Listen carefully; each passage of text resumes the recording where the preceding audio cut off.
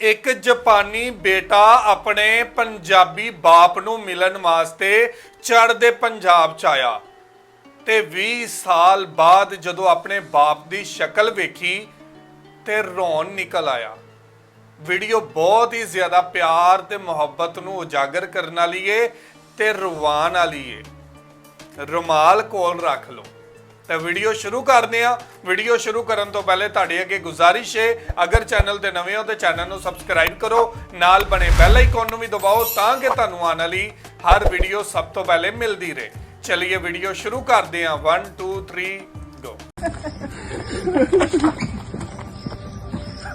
तकरीबन 20 साल से दिल के किसी कोने में छुपा दर्द जब अपने बेटे को देखकर बाहर निकला तो फिर आंसुओं का सैलाब फूट पड़ा।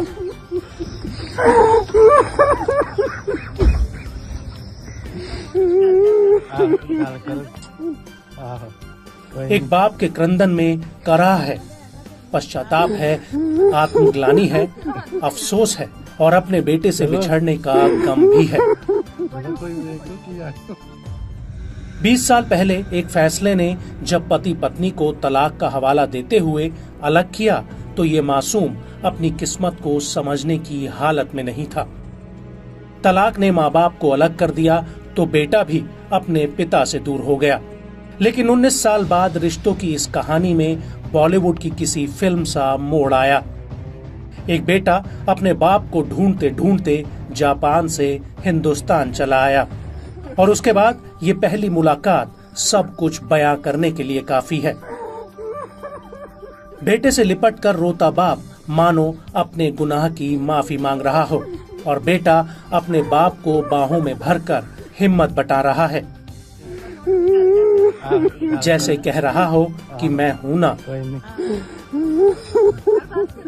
वाकई ये कहानी जज्बातों के समंदर की है जिसे सुनने के लिए डूबना जरूरी है। 20 साल के एक बेटे की जिंदगी का मकसद सिर्फ अपने उस पिता को ढूंढना था जिसे उसने 18 साल पहले वक्त के हाथों गंवा दिया था। खून का रिश्ता ही कुछ ऐसा होता है जिसमें विश्वास का गाढ़ापन होता है।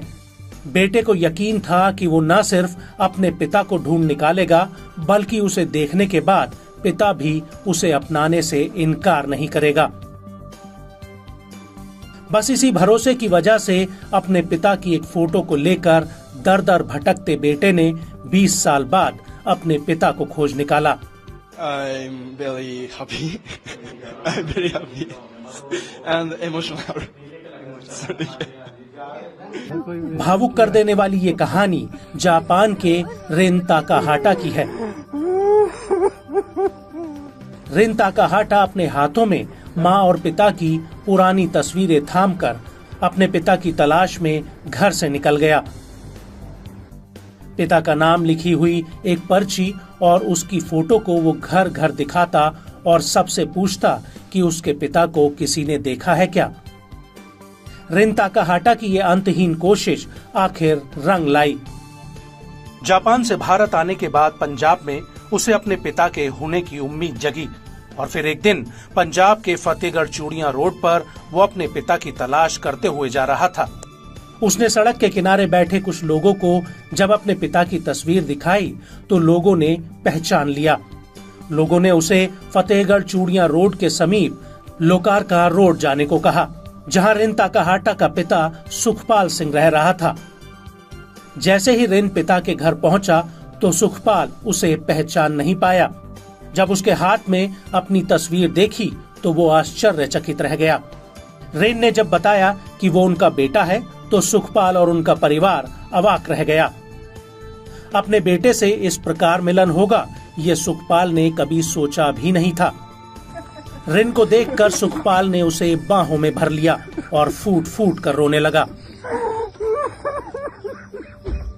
2002 के करीब मैं स्टडी के लिए बाहर गया था तो वापस आ रहा था अपना स्टडी फिनिश करके। फिनिश नहीं हुई थी, बीच में छोड़ के आ गया था, दिल नहीं लग रहा था। लेकिन बैंकॉक एयरपोर्ट पे इसकी मम्मा के साथ मेरी मुलाकात हुई थी फर्स्ट टाइम। तो वो इंडिया ही आ रही थी ताजमहल वगैरह देखने के लिए।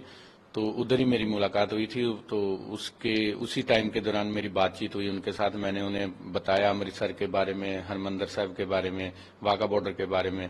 तो वो काफ़ी एक्साइटेड थी ये चीज़ें देखने के लिए। तो वो मेरे साथ ही अमृतसर आ गए और मेरी फैमिली के साथ 10-15 दिन रहे, इकट्ठे रहे। फिर मैं उसके बाद उसे अपना गोल्डन टेम्पल और ये सारा कुछ घुमा के फिर वो वापस चलेगी। उसी टाइम के दौरान फिर वहां से जाके उसने मेरे स्पॉन्सरशिप भेजी जापान से, और 2002 के बीच ही मेरा वीज़ा लग गया था जापान का। फिर मैं जापान गया, फिर उधर हम इकट्ठे रहे। फिर 2003 में हमारी शादी, 2002 में हमारी शादी हो गई थी और 2003 में इसका बर्थ हुआ था 13 फरवरी को।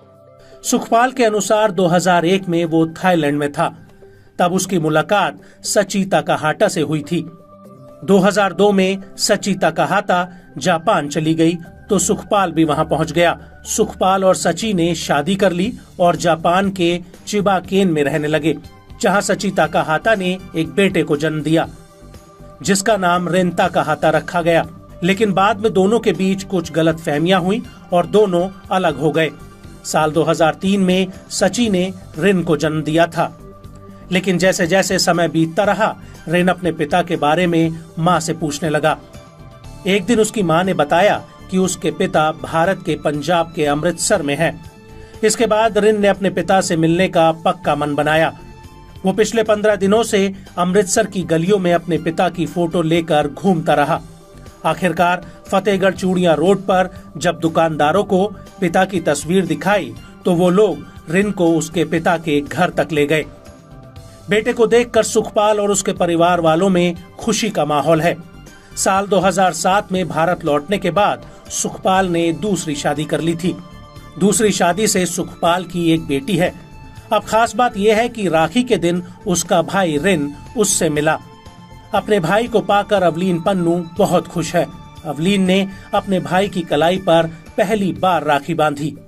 रखड़ी वाले दिन आए, मैंने बहुत बड़ा गिफ्ट मिल गया। ਤੇ ਮੇਰੇ ਵੈਸੇ ਕਜ਼ਨ ਭਰਾ ਵੀ ਹੈਗੇ, ਉਹ ਮੇਰੇ ਨਾਲ ਬਹੁਤ ਪਿਆਰ ਕਰਦੇ ਆ, ਪਰ ਇੱਕ ਹੁਣ ਰੀਅਲ ਆ, ਉਹ ਮੈਨੂੰ ਨਾਲ ਰੱਖਣਗੇ, ਹਮੇਸ਼ਾ ਮੇਰੇ ਨਾਲ ਰਹਿਣਗੇ।